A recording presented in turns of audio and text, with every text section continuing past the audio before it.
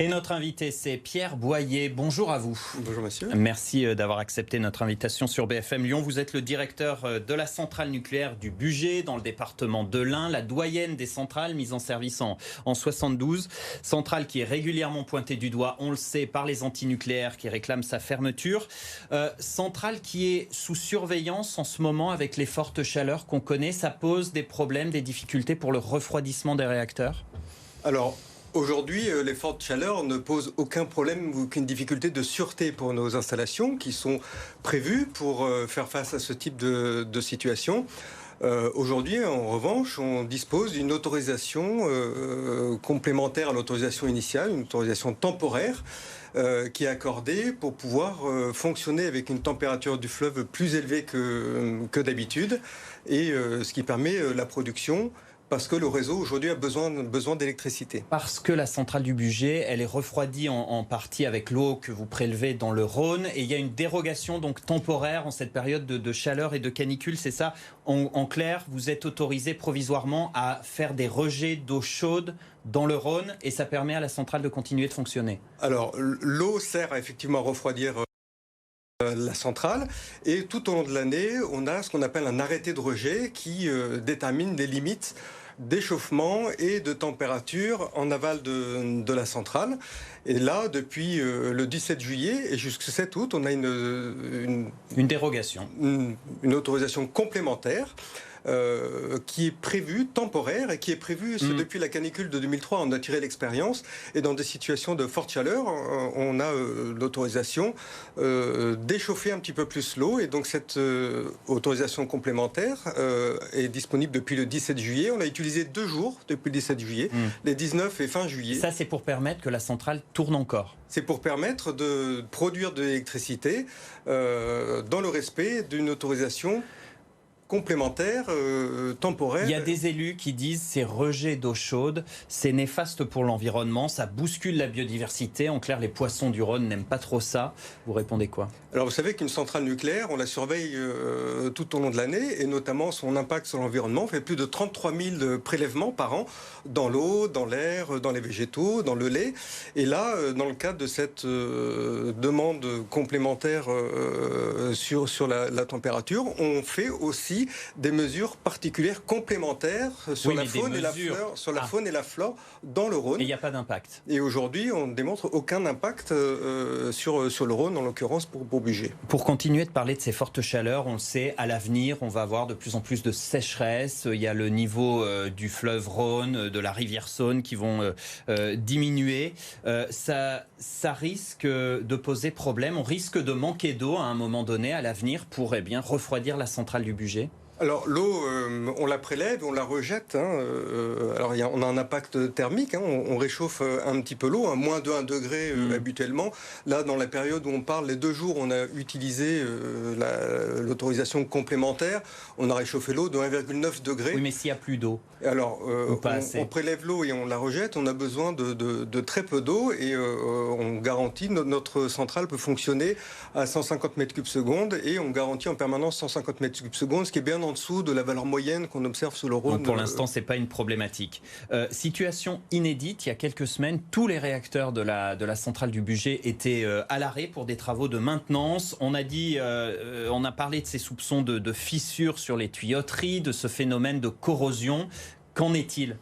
Alors, vous savez que la vie d'une centrale, c'est une vie saisonnière. Il y a des moments où on produit de l'électricité et régulièrement, à peu près une fois tous les ans, on arrête les réacteurs pour remplacer le combustible usé et pour faire la maintenance. Et donc au mois d'avril, on a arrêté le réacteur numéro 3 pour une visite pour maintenance classique. On avait le redémarrage du réacteur numéro 5 et du réacteur numéro 2. Et effectivement, le réacteur numéro 4 a été arrêté spécifiquement pour aller faire des contrôles de certaines parties de tuyauterie qui étaient potentiellement affectées par ce qu'on appelle de la corrosion sous contrainte. Et donc, à l'heure où on se parle, on a 2 réacteurs qui fonctionnent. Un réacteur qui est en maintenance classique et le 4e réacteur où on a fait les contrôles. On a pu démontrer qu'il y avait de l'absence de corrosion sous contrainte et donc on a anticipé un arrêt pour maintenance qui était prévu au mois d'octobre.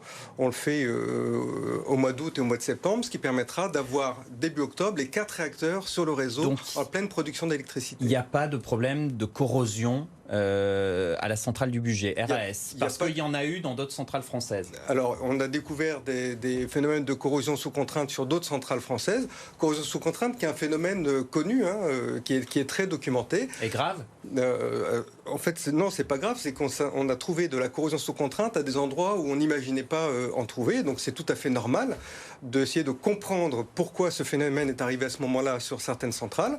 Et à la centrale du budget, il n'y a pas ce type de phénomène. Donc ça permettra d'avoir 4 acteurs en pleine production cet hiver, qui est le moment, bien sûr, où on aura tous besoin d'électricité.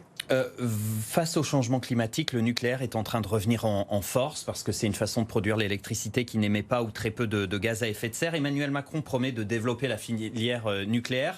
Le chef de l'État qui a le projet de construire 2 EPR, réacteurs nouvelle génération, chez nous en Auvergne-Rhône-Alpes. Le site du budget sera retenu et candidat. Alors la décision n'appartient pas à EDF, la décision, comme vous l'avez dit, appartient au président de la République.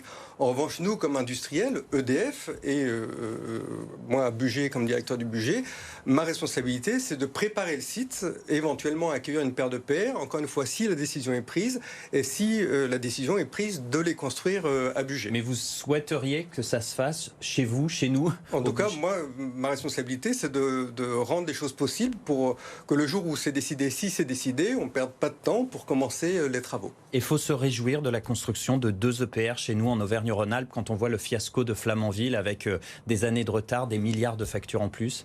Alors, Flamanville, effectivement, est une centrale qui a mis du temps à être construite, mais qui va être couplée au réseau en 2023. Et on a tiré beaucoup d'expérience de Flamanville. On a recréé une filière industrielle, on a renforcé notre ingénierie. Et aujourd'hui, il y a des EPR qui fonctionnent très bien dans le monde. Il y en a qui fonctionnent en Chine. Il y en a un qui a démarré en Finlande. Et grâce à cette expérience, et aussi grâce à la construction à l'heure d'un EPR à Hinkley Point en Angleterre, on a accumulé beaucoup d'expérience qui permet d'être très confiant dans notre capacité à construire dans les temps, dans les délais et dans les coûts affichés une paire de PR2 sur le territoire français. Une enquête publique va débuter l'an prochain sur l'avenir de la centrale du budget. Une enquête publique, on va interroger les habitants sur le prolongement de la vie de 3 des 4 réacteurs. Vous allez devoir rassurer la population? Alors en fait, c'est un processus réglementaire assez précis. En fait, les centrales françaises, tous les 10 ans, on procède à des améliorations du niveau de sûreté de nos installations. Et donc là, on arrive aux 40 ans de nos installations. Et 3 de nos réacteurs ont déjà passé 40 ans. Et donc, on a fait beaucoup de travaux pour améliorer la sûreté de nos installations, qui sont au niveau de sûreté aujourd'hui de l'EPR, qui est le meilleur standard sûreté au monde. Donc vous dites, bien que vieillissante, elle peut encore durer, la centrale du budget, elle n'est pas dangereuse? En fait, on améliore le niveau de sûreté tous les 10 ans en permanence. C'est notre ADN d'exploitant, c'est d'améliorer la sûreté en permanence. Et aujourd'hui, nos centrales sont au niveau de sûreté de l'EPR et on continue des travaux tous les jours pour améliorer la sûreté. Et ce sera effectivement assujetti à une enquête publique qui aura lieu début de l'année prochaine, où la question est: est-ce que EDF a mis en œuvre des travaux pour améliorer la sûreté, et il appartiendra à chacun de répondre à cette question. Merci d'avoir été avec nous sur BFM Lyon. Pierre Boyer, directeur de la centrale nucléaire du budget.